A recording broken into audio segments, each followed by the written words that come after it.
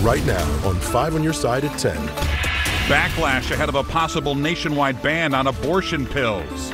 Midwest states should learn that women are equal. How the fallout could impact women in the bi-state. The morning trend is on for St. Louis.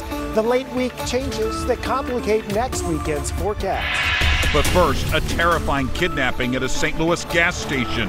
The community here is very strong, but when you have people that do stuff like that, then it's sad. We hear from the man who saw it happen. Tonight, St. Louis police are looking for 5 suspects who held a young man at gunpoint outside a gas station, forced him into his own car, and kidnapped him. Good evening. I'm Mike Bush. The kidnapping took place at a gas station on South Grand last night, and as of now, St. Louis police have not shared any additional details about the victim. 5 on your side's Laura Barczewski talked with one of the employees at the gas station, and Laura reports this man saw the whole thing happen. He did, Mike, and he says it was a very scary situation as he watched the suspects box the man in, force him in to lock down the store, and keeping other customers safe while he did that. St. Louis police say just before 8:30 Saturday night, 5 suspects in 2 vehicles robbed and kidnapped a young man at the Phillips 66 on South Grand. A gas station employee who wants to remain anonymous for his own safety says he saw the whole thing happen. I was actually outside blowing the parking lot and basically walked away from the situation, went on the side of the building, and we had the building on a lockdown. So that was very different if you're not used to it. So yeah, it was very frightening. He says the victim was sitting in his car at a pump when the suspects boxed him in with their cars, a white Kia Optima and a blue Chevy sedan. And then 2 cars pulled up and basically stopped him and dragged him out of the car, and they brought out guns. And after they draw out the guns, they made him basically strip down to his clothes.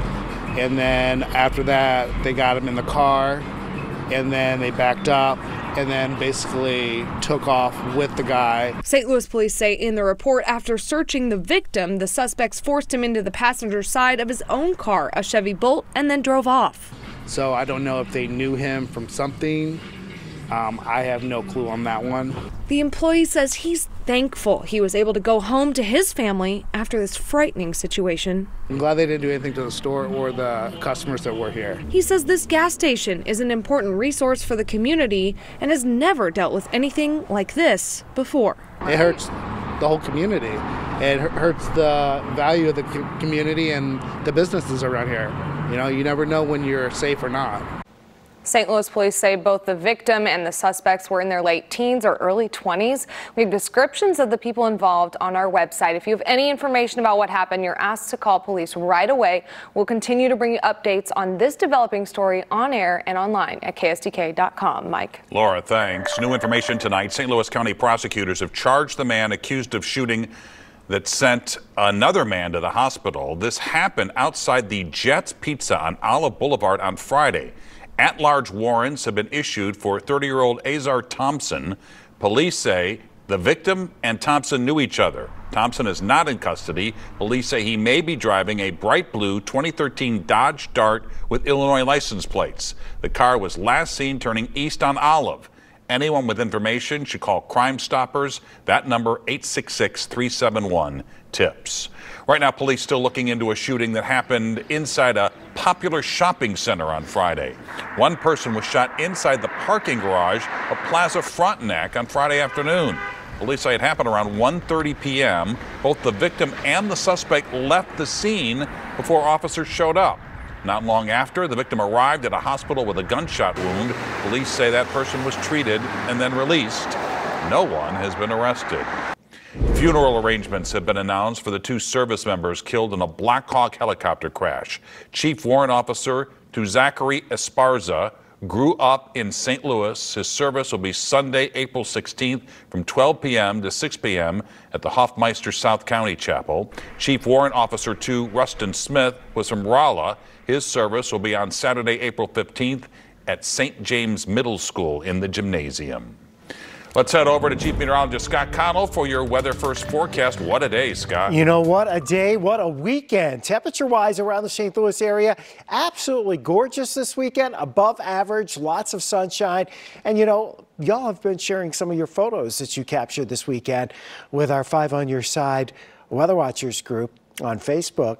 Lori sent this in from out in Hawk Point. Well, look at that sunset from yesterday. Just absolutely gorgeous. We made it into the low 70s today in St. Louis under that mostly sunny sky. We have a couple of clouds drifting in tonight. They're mostly high, thin clouds, but it's otherwise uneventful. 71 was our high after a low this morning of 42. We're trending up on the early morning temperatures. So while we were in the 30s away from town this morning, even some spots with some frost, we're seeing improvement, and it looks like the rest of the week will be a bit warmer. We are going to get a true taste of spring this week for the entire week at or above 80 degrees by midweek. Dry weather through Friday, but there are some complications as we head towards the weekend. For next weekend. We'll see you in a few minutes, Mike. All right, Scott. A nationwide ban on a common abortion pill could go into effect at the end of this week. A Texas judge issued a ruling late Friday to suspend the FDA's approval of the abortion pill Mifeprex, more commonly known as mifepristone. President Biden says he will fight the ruling, and a second contradictory court ruling protecting the pill signals another high-stakes court battle could be heading to the Supreme Court. Missouri already bans the use of abortion medications, but a nationwide ban could eventually impact women who seek abortion pills in Illinois. Our political editor, Mark Maxwell, has new details on the expanding abortion fight and its ties to Missouri and Illinois. Women who want to end an unwanted pregnancy can't just walk into a pharmacy and get these abortion pills. Safety regulations are already in place so that the abortion medications in question here are only available under the supervision of a doctor or a healthcare provider. But a federal judge in Texas signaled he'll block the FDA approval of that drug because, in his words, it's a drug that kills. The war on abortion is nationwide. Protests popped up across the country this weekend after a federal judge appointed by former President Donald Trump took the first step to ban a common abortion drug nationwide. President Biden's Secretary of Health and Human Services, Javier Becerra, reacted to the news on CNN's State of the Union. One judge in one court in one state turned upside down the FDA's approval process for safe and effective medications. We have to go to court and seek an appeal. Mifepristone is the most commonly used abortion drug in the U.S. More than 5 million American women have used it to end a pregnancy since the FDA approved the drug in 2000. 28 deaths associated with the drug have been reported over that 23-year span. Mifepristone is one of the safest and most effective medicines that we've seen over the last 20 years.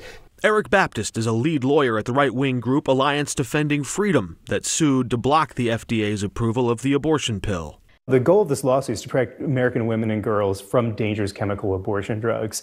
The federal judge hearing the case in Texas agreed with their arguments and ruled the Food and Drug Administration overlooked safety risks to the fetus when it approved the abortion drug decades ago. A separate court ruling in Washington state ordered the FDA to keep that drug available in these 17 states and Washington, D.C. While arguments continue in court, abortion is an important issue, and it's more motivating when something's taken away. 5 on Your Side political analyst Anita Mannion says Missouri Republicans have shown signs of concern about a potential backlash from voters who may think a total ban on abortion went too far. They're very aware of this. I think it's part of the reason that we're talking about the ballot initiative process right now. While Missouri Democrats prepare the push to protect abortion access in the state constitution, Democratic Senate hopeful Lucas Kunce tied the origins of this abortion pill lawsuit directly to incumbent Senator Josh Hawley. Kunce tweeting, "Hawley's name is all over a nationwide effort to ban abortion without exceptions." In Illinois, House Democrat Katie Stewart said abortion restrictions are driving younger voters to show up in droves in states like Wisconsin and Kansas. Midwest states should learn that women are equal. Women do not want to be second-class citizens, and we're going to speak strongly for them. The Mayo Clinic says patients only use that drug, mifepristone, during the first 10 weeks of a pregnancy. If that drug was banned, it would represent a restriction far more severe than the viability standard the Supreme Court established in Roe v. Wade, which said states could start to set restrictions on abortion in the third trimester.